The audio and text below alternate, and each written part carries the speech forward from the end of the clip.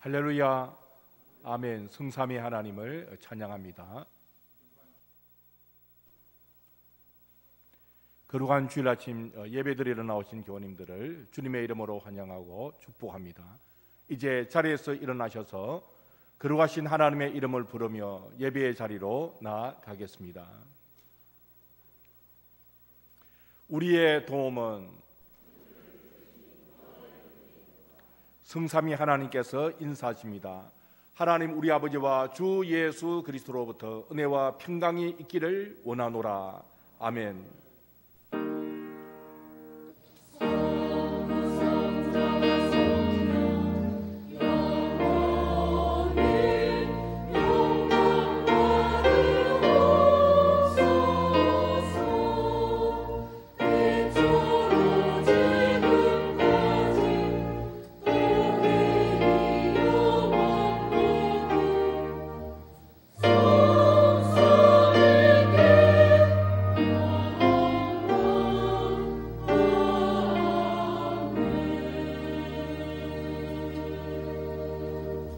찬송 36장으로 하나님께 영광을 돌리시겠습니다.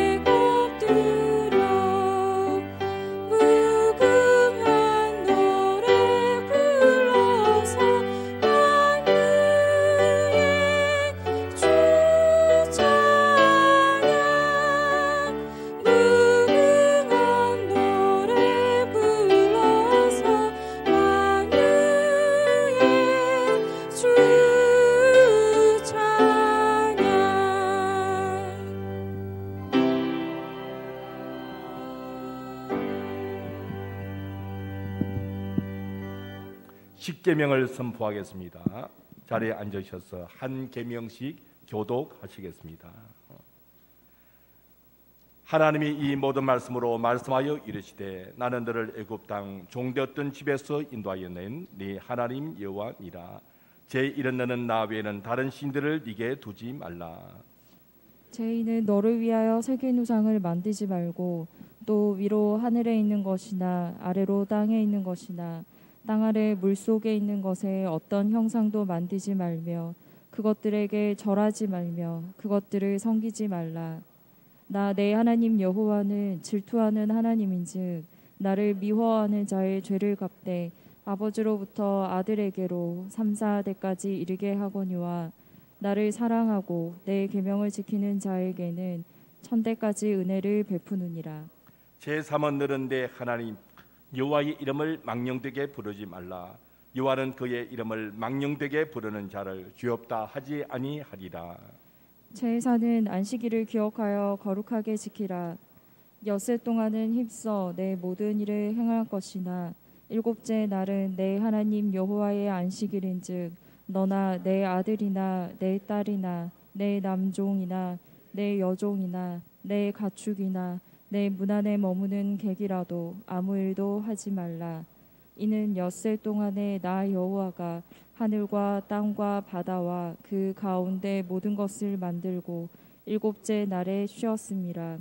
그러므로 나 여호와가 안식일을 복되게 하여 그 날을 거룩하게 하였느니라. 제 오는 내 부모를 공경하라. 그리하면 내 하나님 여호와가 네게 준 땅에서 네 생명이 길리라. 제6은 살인하지 말라. 제7은 간음하지 말라. 제8은 도둑질하지 말라. 제9는 내 이웃에 대하여 거짓 증거하지 말라. 제10은 내 이웃의 집을 탐내지 말라. 내 이웃의 아내나 그의 남종이나 그의 여종이나 그의 소나 그의 나귀나 물은 내 이웃의 소유를 탐내지 말라. 예수께서 이르시되 내 마음을 다하고 목숨을 다하고 뜻을 다하여 주 너의 하나님을 사랑하라 하셨으니 이것이 크고 첫째 되는 계명이요 둘째도 그와 같으니 내 이웃을 내 자신같이 사랑하라 하셨으니 이 두 계명이 온 율법과 선지자의 강령이니라. 아멘.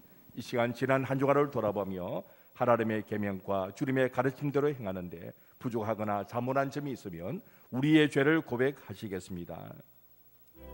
거룩하신 아버지 하나님, 하나님 앞에 나와 예배하심을 감사하며 먼저 죄의 궤벌을 통하여 십자의 은혜를 붙잡고 하나님 앞에 나아갑니다. 우리의 연약함과 우리의 부족함을 아시지 않습니까? 이 시간에 깨닫게 하여 주시고 진정한 마음으로 하나님 옆에 제 고백을 드립니다. 새로운 하나님의 은혜를 구하게 하여 주시기를 원합니다. 생각과 마음, 입술과 행하는 모든 일 가운데 부자 모습이 많이 있었음을 고백합니다. 용서하여 주시옵소서. 이미 십자가에 불러준 게 있어 감사를 드립니다. 죄의 종로를 하게 아니하고 의의 종로를 하며 하나님을 기쁘시게 하는 삶을 살아가도록 은혜를 다하여 주시기를 원합니다. 아멘.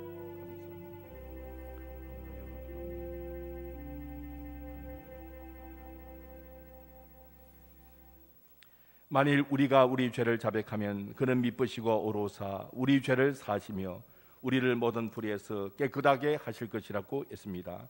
진심으로 자신의 허물과 죄를 자백했다면 주님께서 모든 불의에서 우리를 깨끗하게 해 주셨습니다. 이제 기쁜 마음으로 예배하십시오. 찬송 300장을 부르시겠습니다.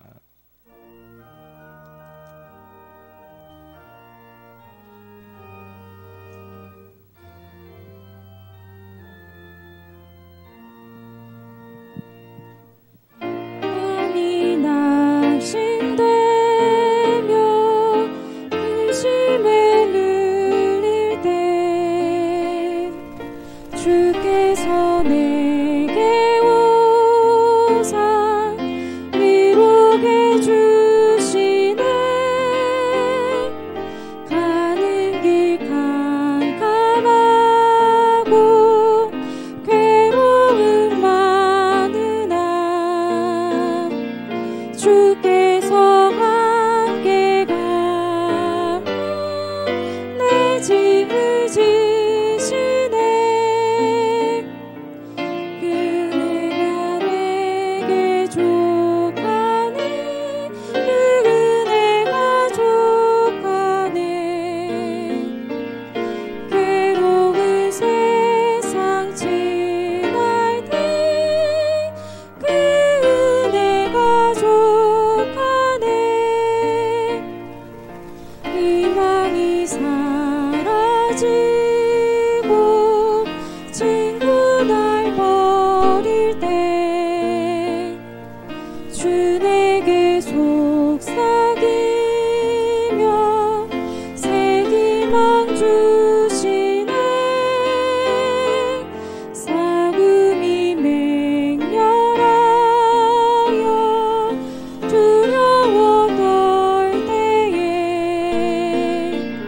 승리의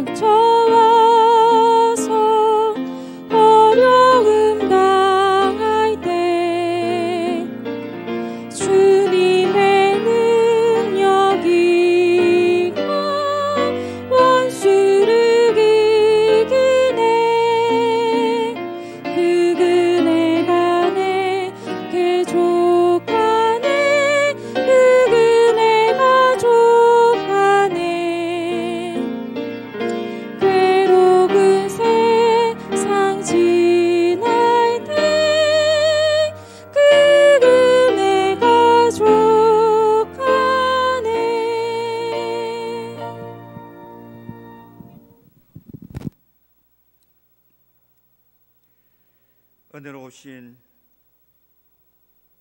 우리 아버지 하나님, 감사를 드립니다.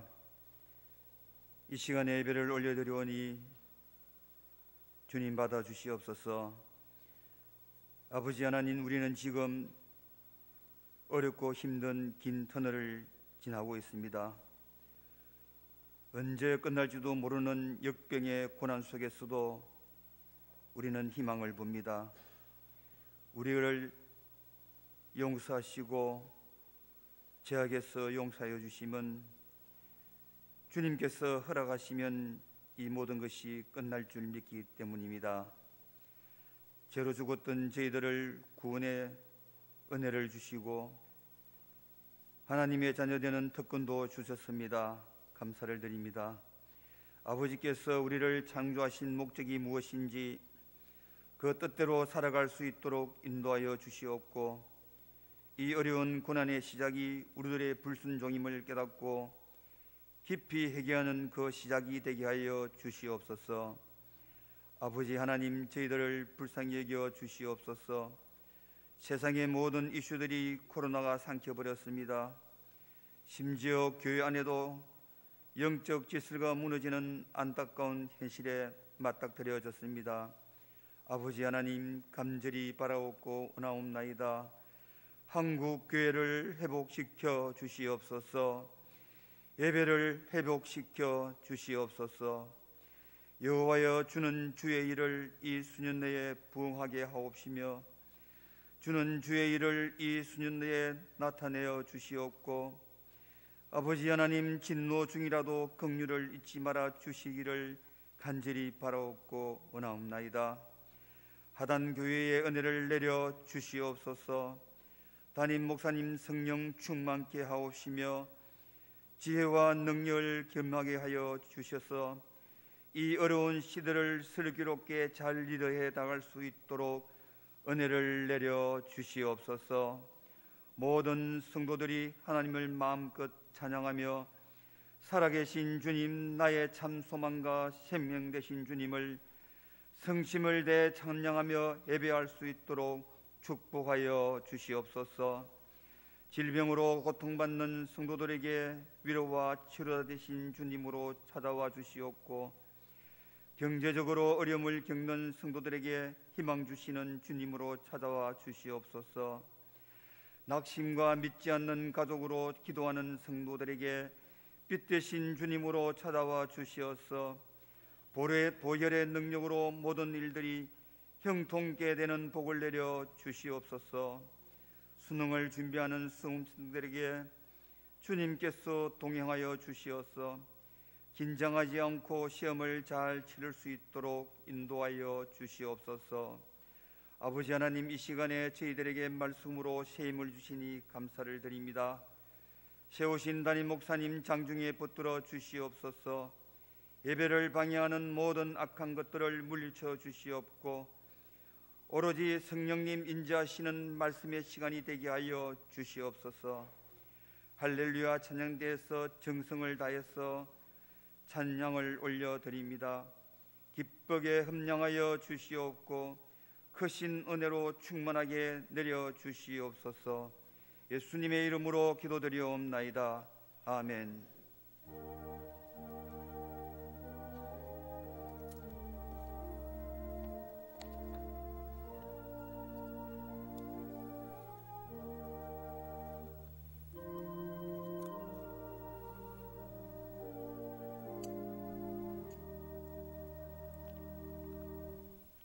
성경 봉독하겠습니다. 봉독할 말씀은 이사야 40장 1절부터 11절까지 말씀.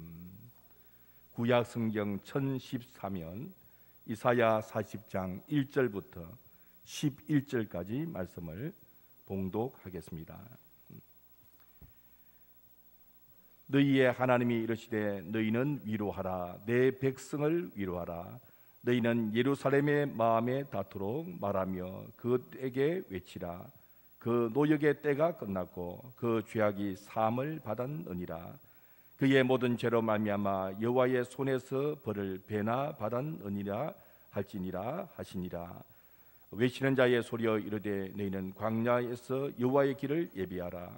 사막에서 우리 하나님의 대로를 평탄하게 하라. 골짜기마다 도도해지며 산마다 언덕마다 낮아지며 고르지 아니하는 곳이 평탄하게 되며 험한 곳이 평지가 될 것이요. 여호와의 영광이 나타나고 모든 육체가 그것을 함께 보리라. 이런 여호와의 입이 말씀하셨느니라. 말하는 자의 소리여 이르되 외치라. 대답하되 내가 무엇이라 외치리까 하니 이르되 모든 육체는 불이요 그의 모든 아름다움은 들의 꽃과 같으니 풀은 마르고 꽃이 시듬은 여호와의 기운이 그 위에 불미라. 이 백성은 실로 불이로다. 풀은 마르고 꽃은 시드나 우리 하나님의 말씀은 영원히 서리라 하라. 아름다운 소식을 시온에 전하는 자여 너는 높은 산에 오르라. 아름다운 소식을 예루살렘에 전하는 자여 너는 힘써 소리를 높이라. 두려워하지 말고 소리를 높여 유다의 성읍들에게 이르기를 너희의 하나님을 보라 하라. 보라, 주 여호와께서 장차 강한 자로 임하실 것이요 친히 그의 발로 다스리실 것이라. 보라, 상급이 그에게 있고 보응이 그의 앞에 있으며 그는 목자같이 양떼를 먹이시며 어린 양을 그 팔로 모아 품에 안으시며 젖먹이는 암컷들을 온순히 인도하시리로다. 아멘.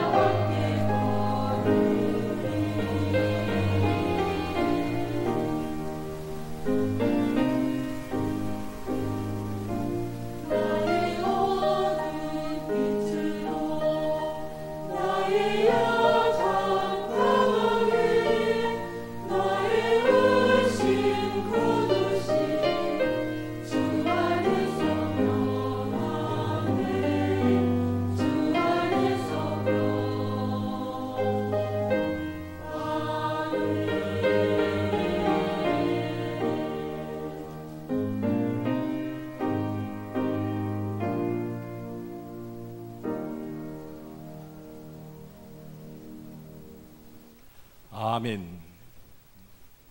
올해가 시작된 지 엊그제 가는데 벌써 이제 한 달밖에 남지 아니하는 주일을 보내고 있습니다.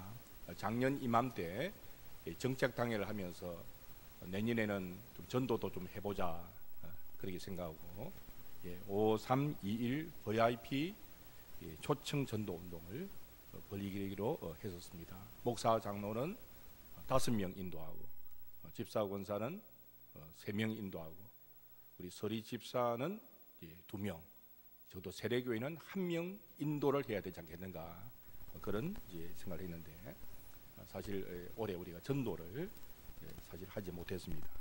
성찬식도 좀 느려서 연 6회로 하자, 그런 결정도 했었습니다. 그러나 이 코로나 사태 갑자기 터져가지고 여러 가지 어려움을 겪게 되어진 것입니다.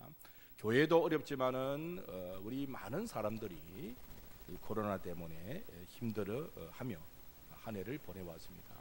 정말 우리 일상의 삶이 참 피곤한 삶을 살아오고, 또 우울증 걸린 사람도 많다, 그렇게 알고 있습니다.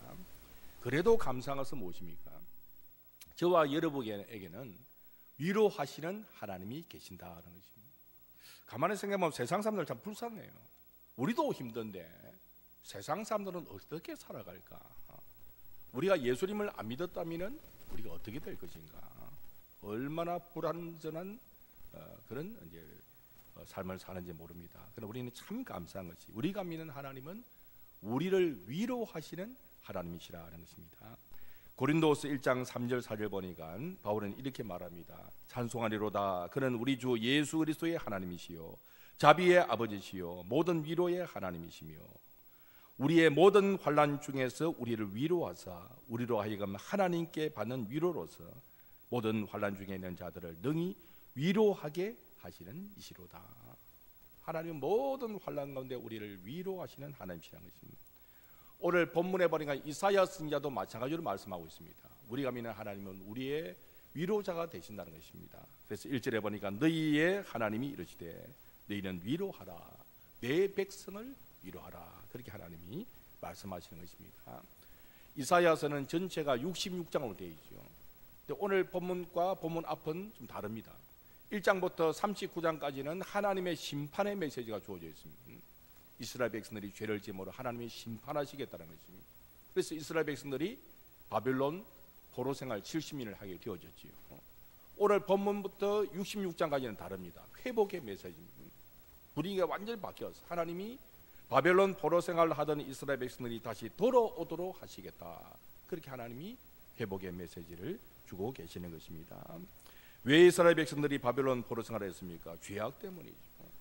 그들이 죄를 지어서 북왕국 이스라엘은 기원전 722년경에 아수르에서 멸망을 당하고, 남왕국 유다 왕국도 기원전 586년경에 바벨론에 의해서 멸망을 하게 되어지고 포로 생활을 하게 되어진 것입니다. 순전히 그들의 죄악 때문입니다. 그런데 하나님께서 이제 그들을 돌이키도록 하시겠다, 그렇게 말씀을 하시는 것입니다. 그래서 오늘 본문은 이제 회복의 메시지가 선포되고 있습니다. 근데 이 본문의 말씀은 단지 이스라엘 백성들이 바벨론에서 돌아온다는 회복의 메시지뿐만 아니고, 선지서들 자체가 가지는 또 다른 의미가 있는데, 그것은 뭐냐면은 다시 오실 예수 그리스도에 이르기까지 오실 메시아에 관한 말씀이 기록되어 있다는 것입니다. 그래서 우리가 선지서를 읽을 때에 그런 관점을 가지고 선지서를 읽어야 됩니다. 오실 메시아, 또 끝날에 재림하실 메시아, 그런 모습까지 보면서 선지서를 우리가 이해를 해야 되는 것입니다. 그래서 오늘 본문은, 오늘이 대강절 첫째 주일 아닙니까? 대강절이 무엇입니까? 성탄절 전 4주간 동안에 성탄절을 기다리고 더 나아가서 재림을 기다리는 절기가 대강절입니다. 그래서 대강절 본문으로 오늘 말씀을 택하여 말씀의 은혜를 나누게 되어진 것입니다. 그래서 오늘 말씀 통하여 하나님이 우리에게 주시는 이 성탄의 의미가 무엇인지, 하나님이 얼마나 우리에게 참 좋은 분이신지 말씀의 은혜를 함께 나누고자 합니다. 첫째로 오늘 본문에 보니까 하나님께서 이스라엘 백성들에게 사죄를 선포하였습니다. 이제 말씀 보니까 너희는 예루살렘의 마음에 닿도록 말하며 그들에게 외치라. 그의 노역의 때가 끝났고 그 죄악이 사함을 받았느니라. 그의 모든 죄로 말미암아 여호와의 손에서 벌을 배나 받았느니라 할지니라 하시니 그랬습니다. 그 당시의 상황, 바벨론 포로 생활을 하는 그 상황 속에서 그들에게 이보다 큰 위로가 있겠습니다. 하나님이 그들에게 주신 위로의 메시지, 그것은 포로 생활로부터 돌아오도록 하겠다 하시는 것입니다. 노역의 때가 끝났다. 이 노역의 때는 바벨론 포로 70년의 그 기간을 의미하는 것입니다. 도무지 희망이 보이지 않았습니다. 그 강대국 바벨론에게 끌려가가지고 포로 생활하면서 노역하면서 희망이 보이지 않고 예배도 드리지도 못하고 고국을 잃어버린 백성들, 얼마나 불쌍한 백성들이. 그런데 하나님이 그들을 향하여 노역의 때가 끝났다. 죄사함을 받게 되었다. 내가 너희들을 용서하였다. 오늘 본문 말씀 보니까 그의 모든 죄로 말미암아 여호와의 손에서 벌을 배나 받았느니라. 벌을 배나 받았다는 것은 숫자적인 의미가 아니라 이미 충분히 벌을 받았다는 것입니다. 하나님은 공의로우신 하나님이시고 그래서 죄를 용서하지 아니하신 하나님이십니다. 설령 자기가 택한 백성이랄지라도 죄를 지으면 벌을 받는 것입니다. 누구든지 죄를 지으면 하나님의 벌을 받는 것입니다. 그런데 하나님께서 그 벌의 충분한 대가를 받도록 하시고 이제는 회복시켜 주시겠다. 그렇게 하나님이 말씀하시는 것입니다. 바벨론 포로 생활 가운데는 그게 위로의 말씀이었습니다. 그게 하나님의 큰 위로였습니다. 오늘 우리에게 가장 큰 위로가 뭐가 되겠습니까? 현재 상황에서는 사람들의 위로는 다른 게 아닙니다. 이 코로나 전염병 좀 빨리 끝나면 좋겠다. 백신이 개발된다는 소식, 위로의 메시지입니다. 치료약이 개발된다는 소식, 위로의 메시지입니다. 근데 성경이 보여주는 이 세상 사람들에게 가장 큰 위로의 메시지는 무엇인가 하는 것입니다. 세상 사람들이 바라볼 때 가장 큰 기쁨의 소식이 무엇인가? 그건 다른 게 아니고 죄와 그 결과로 영원한 죽음에 이르게 되어진 이 인생들, 죄와 죽음의 종로를 하는 인생들에게 구원의 메시지, 회복의 메시지, 그보다 큰 기쁨의 소식이 없는 것입니다. 그래서 누가복음 2장에 보면은 천사들이 예수님이 태어나셨을 때 들에서 양을 치는 목자들에게 뭐라고 말합니까? 2장 10절 11절은 이렇게 말합니다. 천사가 이르되 무수하지 말라. 보라 내가 온 백성에게 미칠 큰 기쁨의 좋은 소식을 너희에게 전하노라. 오늘 다윗의 동네에 너희를 위하여 구주가 나셨으니 곧 그리스도 주시니라. 큰 기쁨의 좋은 소식을 그들에게 전하노라. 여러 가지 좋은 소식이 있습니다. 요새 보니까 또 벌써 수시 모집에 합격되는 우리 학생들도 있더라고요. 기쁜 소식 합격했어요. 뭐 직장에 취업됐다, 기쁜 소식. 여러 가지 기쁜 소식이 있지만 그러나 이 세상 사람들을 바라볼 때 또 성경적인 그런 의미를 찾아볼 때 가장 큰 기쁜 소식이 뭔가? 그런 죄와 영원한 죽음 아래 있는 인생입니다. 하나님의 은혜로 구원받는다는 것, 이보다 더 큰 좋은 소식은 없는 것입니다. 마태복음 1장 21절 보니까 예수님의 이름을 예수라 하라. 아들을 낳으리니 이름을 예수라 하라. 이는 그가 자기 백성을 그들의 죄에서 구원할 자이심이라 하니라 그랬습니다. 예수님의 이름의 그 뜻이 뭡니까? 여호와는 구원이시다. 간단하게 말하면 구원자라는 뜻입니다. 어디서 우리를 구원하십니까? 죄와 영원한 죽음으로부터 우리를 구원하시기 위하여 사람의 모양으로 예수님이 이 땅에 오신 것입니다. 그래서 하나님은 우리의 위로자가 되십니다. 그 하나님의 위로가 어디에 나타납니까? 예수님의 오심으로, 예수님의 탄생 가운데 하나님의 위로가 있는 것입니다. 그래서 저와 여러분이 이 험악한 세상을 살아가면서 이 대강절을 지키고 또 성탄절을 맞이하는 가운데 우리에게 진정한 위로가 무엇인가? 그것은 우리가 믿는 하나님이 우리에게 진정한 위로가 되심을 다시 한번 더 깨닫는 은혜가 있어야 할 것입니다. 두 번째로 오늘 본문에 보니까 하나님께서 광야와 사막의 길을 내셨습니다. 3절에서 5절 보니까 외치는 자의 소리여 이르되 너희는 광야에서 여호와의 길을 예비하라. 사막에서 우리 하나님의 대로를 평탄케 하라. 골짜기마다 도도해지며 산마다 언덕마다 낮아지며 고르지 아니하는 곳이 평탄하게 되며 험한 곳이 평지가 될 것이요 여호와의 영광이 나타나고 모든 육체가 그것을 함께 보리라. 이는 여호와의 입이 말씀하셨느니라. 고대 근동지역에는 왕이 어떤 지방을 방문하면은 신하들이 먼저 가가지고 사신들이 먼저 가서 길을 평탄하게 닦습니다. 왕이 수월하게 올 수 있도록 그런 왕의 대로를 닦는 것입니다. 오늘 본문 상황은 이 광야와 사막이 무엇입니까? 이스라엘 백성들이 바벨론 포로 생활하다가 다시 예루살렘으로 돌아가야 하는 길이 광야와 사막이에요. 험난한 길입니다. 그 길을 평탄케 하라는 것입니다. 회복의 길을 평탄케 해서 그들로 하여금 회복을 이루도록 그렇게 외치라고 하나님이 말씀하시는 것입니다. 그런데 참 놀라운 것은 이스라엘 백성들만 그 길을 가는 게 아닙니다. 오늘 본문에 우리가 뭐라고 말하고 있습니까? 여호와의 길을 예배하라, 하나님의 대로를 평탄케 하라, 그렇게 말씀합니다. 하나님께서 이스라엘 백성들이 바벨론 포로에서 돌아올 때 그들만 돌아오게 하신 것이 아니라 하나님이 그 길에 함께 하셨다. 하나님이 그들과 함께 하셨어요. 다시금 예루살렘이 회복되도록, 하나님의 영광이 회복되도록 하셨다는 것입니다. 하나님이 예루살렘을 하나님의 시온성으로 삼으시고 그곳에 예배 받으셨는데 하나님께서 그 예루살렘이 멸망당하게 하시고 성전이 파괴되게 하셨습니다. 왜 그렇습니까? 죄악 때문입니다. 죄를 지었습니다. 죄를 지음으로 이스라엘 백성들이 바벨론 포로 생활하게 되고 하나님의 영광이 떠났습니다. 죄를 짓는 곳에는 하나님의 영광이 떠납니다. 그래서 이스라엘 백성들이 바벨론 포로 생활했는데 하나님의 영광을 잃어버리는, 그런데 다시 돌아옵니다. 사막의 길을 내고 광야의 길을 내었습니다. 그 백성들이 돌아오게 하시는데 그 길이 곧 여호와의 길이라는 것입니다. 하나님이 함께 하신 길이라는 것입니다.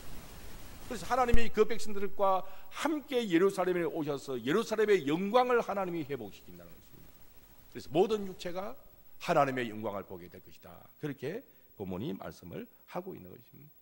하나님이 하시는 일이니까 골짜기가 높아지고 언덕과 산이 낮아지고 그 길이 평탄케 되어지고 방해하는 모든 요소가 사라지고 하나님의 영광이 회복되는 그 놀라운 길이 열리게 되어진다, 그렇게 본문이 말씀을 하는 것입니다.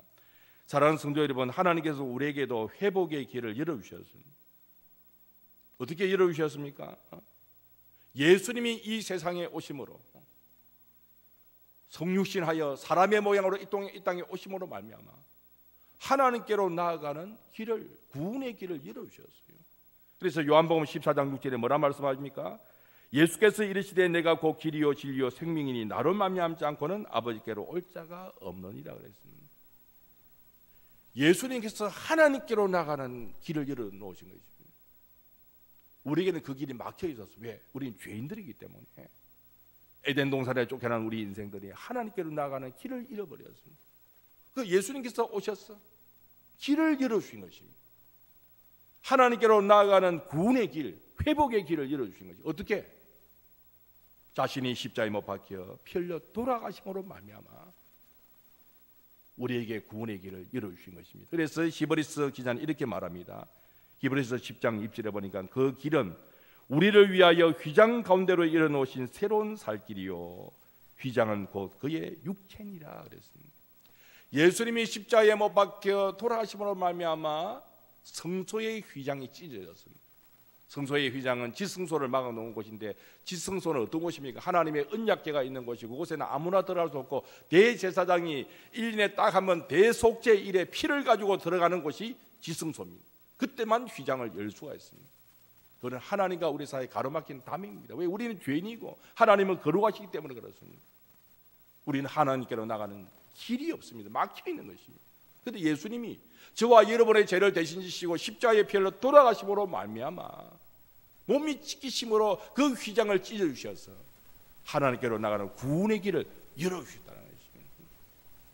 하나님께로 나가는 길을 평탄케 하시는 것입니다. 이 은혜를 우리에게 주신 것입니다.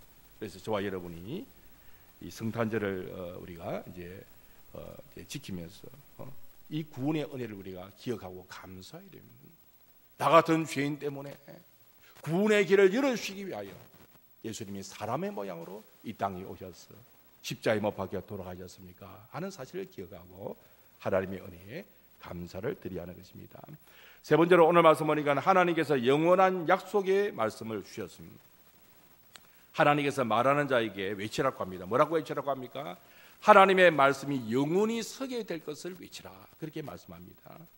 6절 이하의 말씀 보니까 말하는 자의 소리여 이르되 외치라. 그가 또 묻습니다. 대답하되 내가 무엇이라 외치리까? 또 말씀하십니다. 이르되 모든 육체는 풀이요 그의 모든 아름다운 들의 꽃과 같으니 풀은 마르고 꽃이 시들면 여호와의 기운이 그 위에 불미라. 이 백성은 실로 풀이로다. 풀은 마르고 꽃은 시드나 우리 하나님의 말씀은 영원히 서리라 하라. 그렇게 외치라는 거죠. 인생은 풀 같은 인생인데 하나님의 말씀은 영원히 서게 된다. 이것을 외치라고 하는 거죠. 이 말씀은 하나님의 그 말씀의 영원성과 우리 인간의 연약함과 유한성을 대조시키는 그런 말씀입니다. 인간은 어떤 존재입니까? 오늘 본문에 보니까 들의 풀과 같고 꽃과 같은 유한한 존재입니다. 모세도 자기의 시편에 그렇게 말씀했죠. 시편 90편 4절에서 6절에 보니까 주의 목전에는 천년이 지나간 어제 같으며 밤의 한순간 같을 뿐임이다. 주께서 그들을 홍수처럼 쓸어 가시나이다. 그들은 잠깐 자는 것 같으며 아침에 돋는 풀 같은 이다. 풀은 아침에 꽃이 피어 자라다가 저녁에는 시들어 마르나이다. 이게 우리 인생입니다. 우리는 겨울이 되면은 잎이 말라 떨어지지만 이스라엘은 그렇지 않습니다. 이스라엘은 이 풀이 마르고 꽃이 떨어지는 그 개념이 다릅니다. 이스라엘은 겨울이 우기입니다. 비가 오는 때가 겨울입니다. 우리하고 반대죠. 비가 오는 때가 겨울이고 우기 끝나는 것이 이제 4월쯤 됩니다. 4월이 지나면 이제 건기가 오는데 바짝 타더라고요. 비가 안 내리고 저 사막에서 바람이 불어오니까 바짝 말라가서 풀이 마르고 꽃이 말라 떨어지는 것입니다. 그게 인생이라는 것입니다. 그렇게 화려하게 잠시 피었던 그 들풀도 꽃도 그렇게 시들고 만든다는 것입니다. 이게 인생이라는 것입니다. 이런 인생의 허무함을 말씀하면서 반면에 하나님 말씀이 영원하다라고 선포하라는 것입니다. 마태복음 5장 18절에 보면은 예수님이 이렇게 말씀하셨습니다. 진실로 너희에게 이르노니 천지가 없어지기 전에는 율법의 1.1획도 결코 없어지지 아니하고 다 이루리라. 영원한 것은 하나님 말씀입니다. 시대가 아무리 바뀌어도 하나님 말씀은 변함이 없습니다. 요사이 뭐 세상 법이 바뀌고 점점 타락해지고 악으로 치닫지만 그러나 하나님 말씀은 변함이 없습니다. 그리고 우리의 소망이 영원하신 하나님의 말씀입니다. 하나님 말씀만이 영원한 것입니다. 성탄절이 어떤 날입니까? 성탄절은 말씀이 육신이 되어 온 날이다. 그렇게 요한은 말합니다. 말씀이 육신이 되어 오신 날, 그날이 성탄절입니다. 요한복음 1장 14절에 보니까 말씀이 육신이 되어 우리 가운데 가심에 우리가 그의 영광을 보니 아버지의 독생자의 영광이요 은혜와 진리가 충만하더라. 그랬습니다. 하나님께서 우리에게 약속의 말씀을 언약의 말씀을 주어 그 언약의 말씀을 이루기 위해서 예수님이 육신을 입고 이 땅에 오셨습니다. 그리고는 그 예수님이 영원한 약속의 말씀대로 우리를 구원하시고 또 영원한 약속의 말씀대로 하나님의 나라를 회복시킬 것입니다. 영원한 것은 이 세상에 아무것도 없습니다. 오직 하나님의 말씀이 영원한 것입니다. 하나님이 영원하시고 하나님의 말씀이 영원한 것입니다. 그래서 우리는 이 대강절 첫째 주를 지키면서 성탄절을 기다리고 주님의 재림의 날을 기다리는 가운데 영원한 것이 무엇인가 이거 바로 알고 이것을 더욱더 붙잡아야 됩니다. 영원한 것은 하나님 말씀밖에 없습니다. 그래서 말씀을 가까이 하고 말씀에 순종하고 말씀에 순종하면 지난주에 말씀 나눴죠. 말씀에 순종하면 최고의 백신입니다. 어떤 전염병도 우리를 해할 수 없습니다. 하나님 허락지 않으시면 손끝 하나 우리는 해함을 받지 않습니다. 요한에서 2장 17절에 뭐라 말씀합니까? 이 세상도 그 정욕도 지나가되 오직 하나님의 뜻을 행하는 자는 영원히 가느니라. 그래서 오늘 말씀을 통하여 이 성탄절을 앞두면서 영원한 것은 하나님 말씀밖에 없다. 그 영원한 말씀으로 우리를 구원하신 하나님의 은혜를 더욱더 감사하는 저와 여러분이 되어야 할 것입니다. 마지막 하나 더 생각하고자 합니다. 오늘 본문에 보니까 하나님께서 아름다운 소식을 전하라 그렇게 말씀하셨습니다.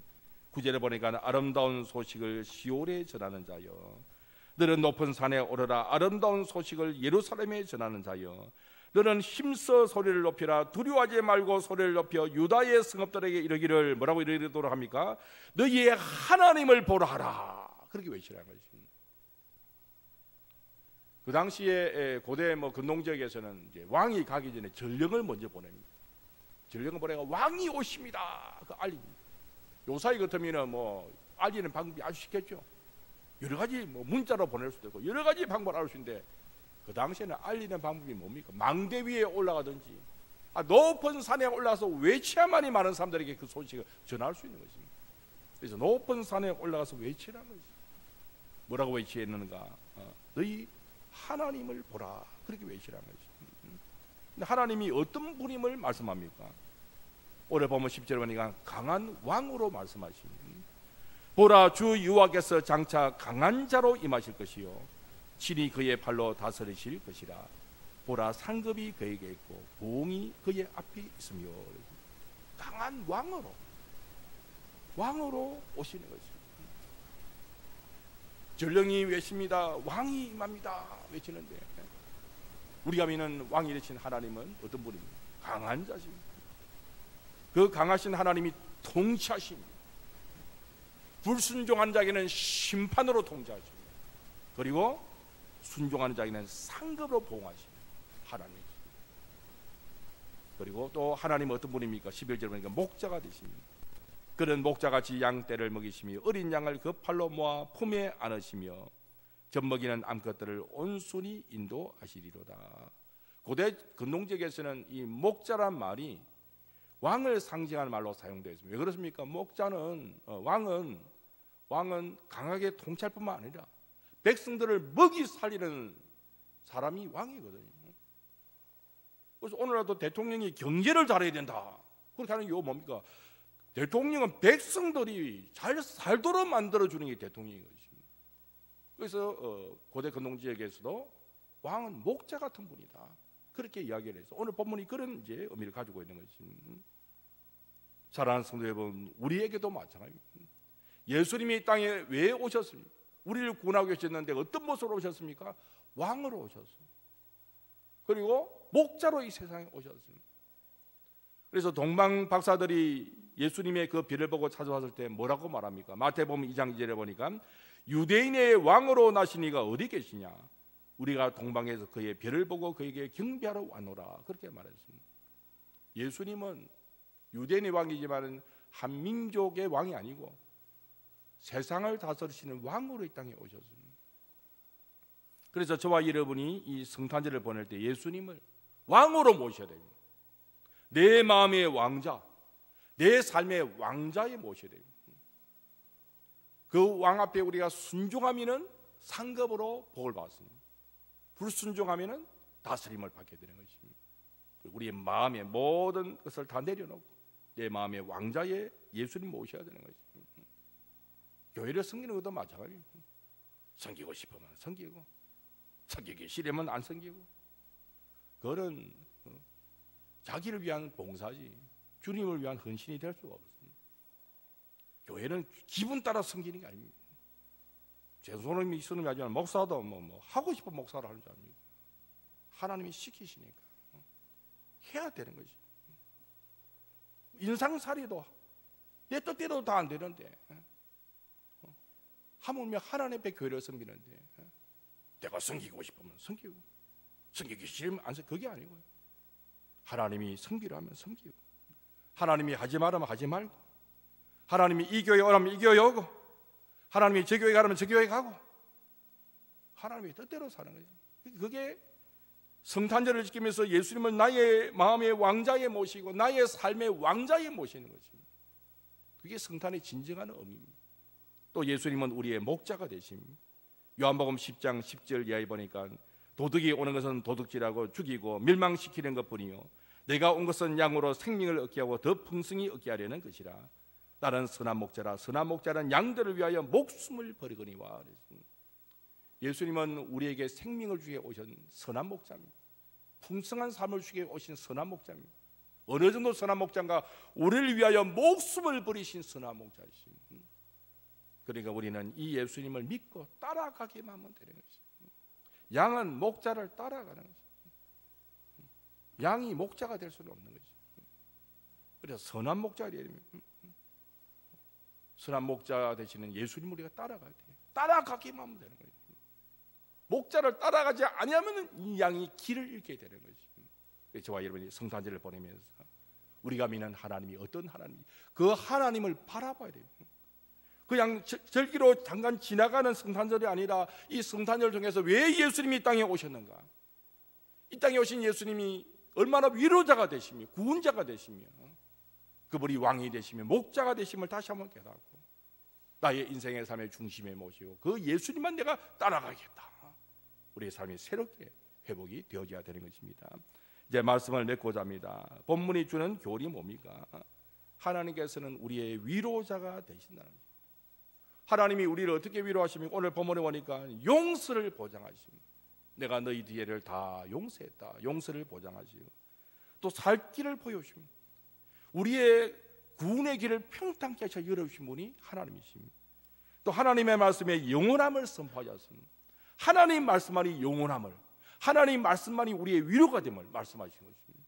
그리고 하나님께서는 왕의 모습으로, 강한 왕의 모습으로, 또 선한 목자의 모습으로 하나님의 능력과 사랑을 보여주시면서 하나님의 통치 아래 가고 하나님을 따라가는 길이 우리에게 위로가 되어지고 복된 길임을 오늘 본문이 보여주는 것입니다. 그래서 대강절은 어떤 절기입니까? 하나님의 위로를 선포하는 절기가 됩니다. 올 한해 우리가 놓친 게 있다면 전도를 포기한 것입니다. 포기했다는 말이 애매하지만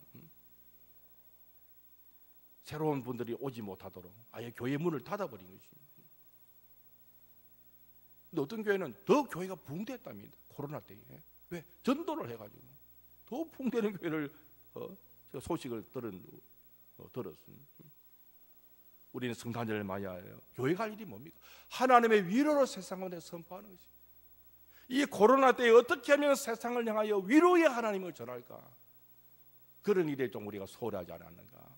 이웃에게 위로가 되어지고 세상 사람들에게 이 교회가 위로가 되어야 되는데 교회가 위로가 되지 못하는 것입니다. 하나님의 위로를 전해야 되는데 어찌 보면 참 기회를 놓친 것이 아닌가, 그런 반성도 해보게 됩니다.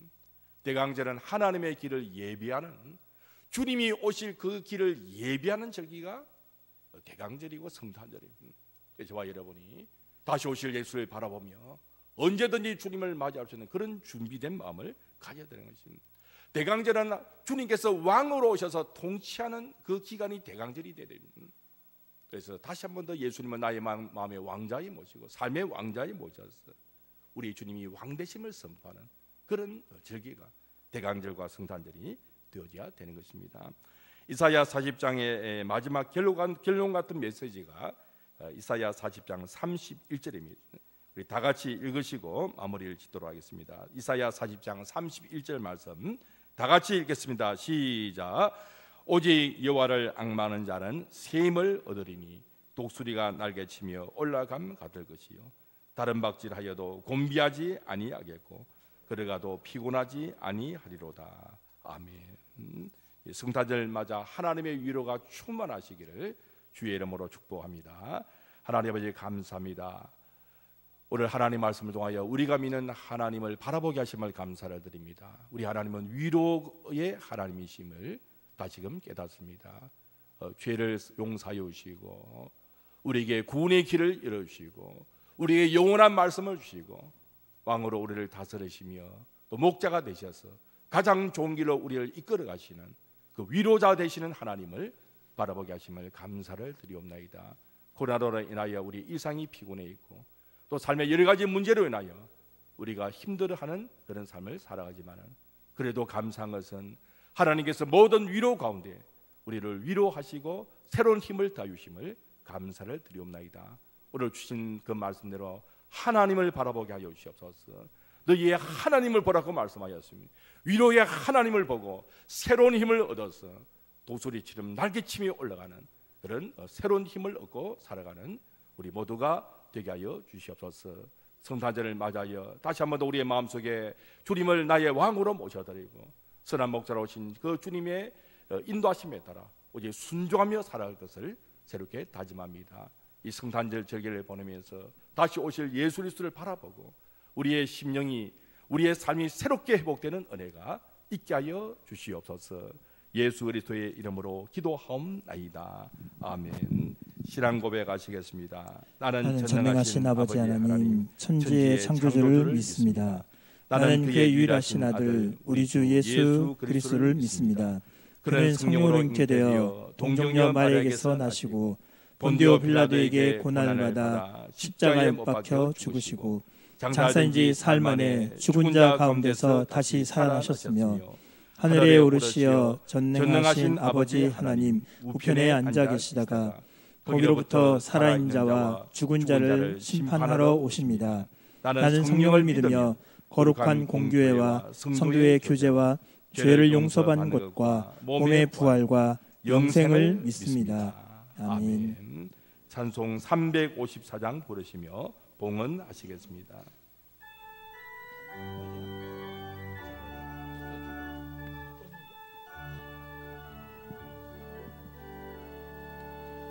주를 앙모하는 자 올라가 독수리같이 모든 싸움 이기고 근심 걱정 벗으니 올라가 독수리같이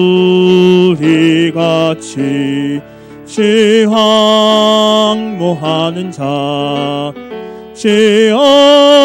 앙모하는 자 네 강건하리라. 주를 앙모하는 자 걸어가 고단치 않네. 길을 잃은 양떼를 두루 찾아다니며 걸어가 고단치 않네. 주 앙모하는 자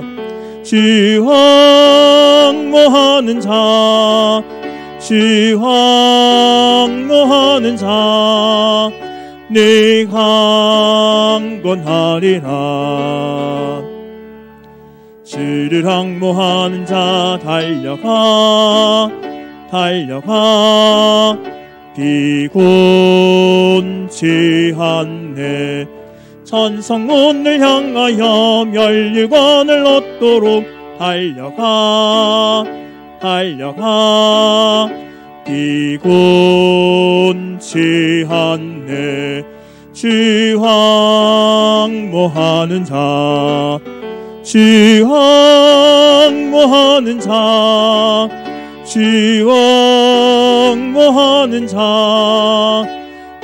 강건하리라. 주를 앙모하는 자 올라가 독수리같이 은혜 안에 뛰놀며 주의 영광 모리라. 올라가 독수리같이 주 앙모하는 자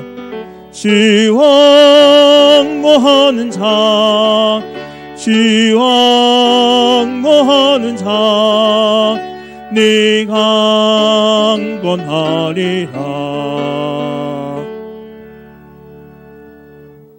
천지 만물의 주자 되신 하나님 아버지, 하나님의 크신 사랑과 은혜에 감사하며 정성의 헌금을 올려드립니다. 이 헌금을 기쁘시게 받아 주옵소서.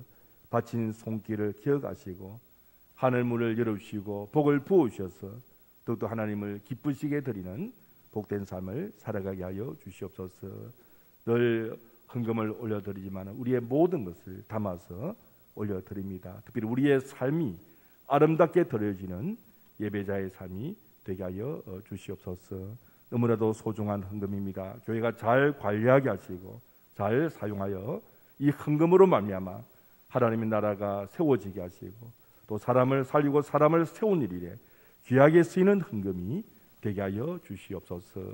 영광을 하나님 앞에 돌렸고 예수님의 이름으로 기도하옵나이다. 아멘.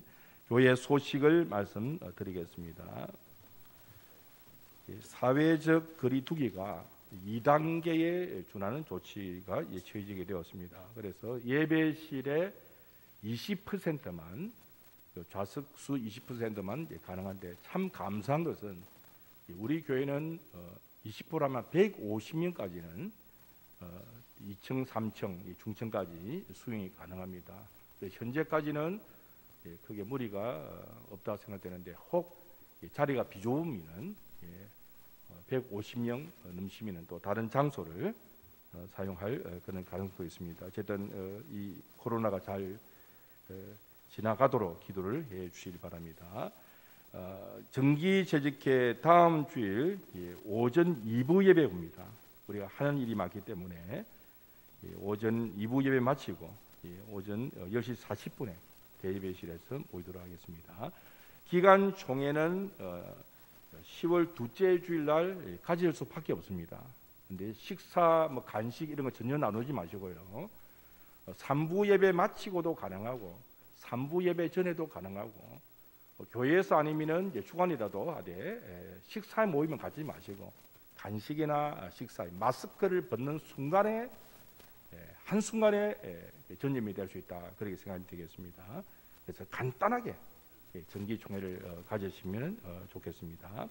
음량 영상 공사가 이제 많이 또 이렇게 시간이 가면서 아주 세밀하게 우리가 준비를 하고 있는데 설명회를 오늘 3부 예배 마치고 바로 대예배실에서 바로 갖도록 그렇게 하겠습니다. 그래서 음량 영상 공사 업체 선정을 해야 되는데 두 업체의 설명을 듣고 그중에 한 업체를 정하게 되겠습니다. 지난주 말씀드린 것처럼 공사비가 약 1억 5천 들기 때문에 이게 굉장히 중요한 공사입니다. 그래서 업체를 잘 정하고 공사 잘 진행되도록 참 감사하게도 우리가 이를 위해서 특별히 헌금 작정하고 그렇게 하지 않았는데 또 이렇게 무명으로 또 개인적으로 헌금을 해주셔서 감사를 드립니다. 어쨌든 기도로 이게 일이 잘 진행되도록 힘써 주시기 바랍니다.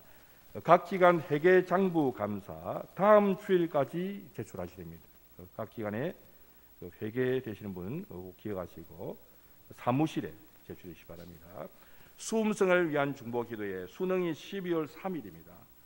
오전 8시 반부터 기도회를 가지는데 코로나 관계로 인하여 우리가 대예배실에서 모이도록 그렇게 하겠습니다.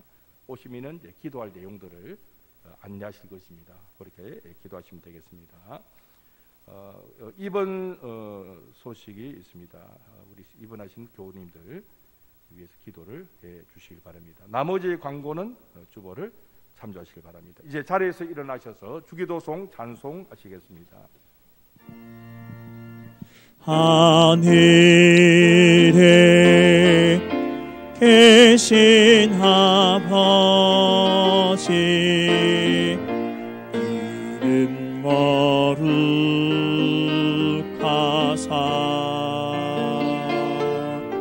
주님 나라 임하시고 뜻이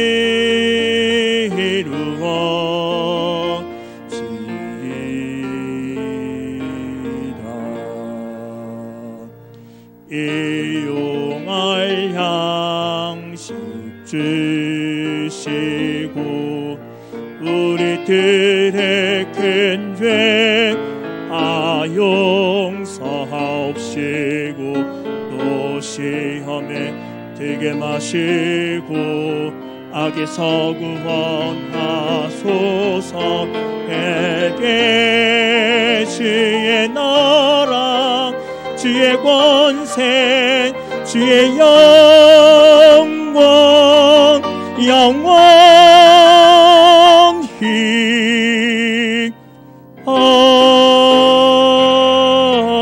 아멘.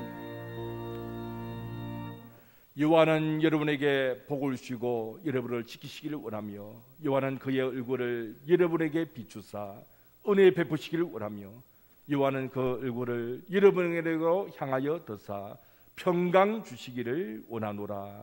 아멘.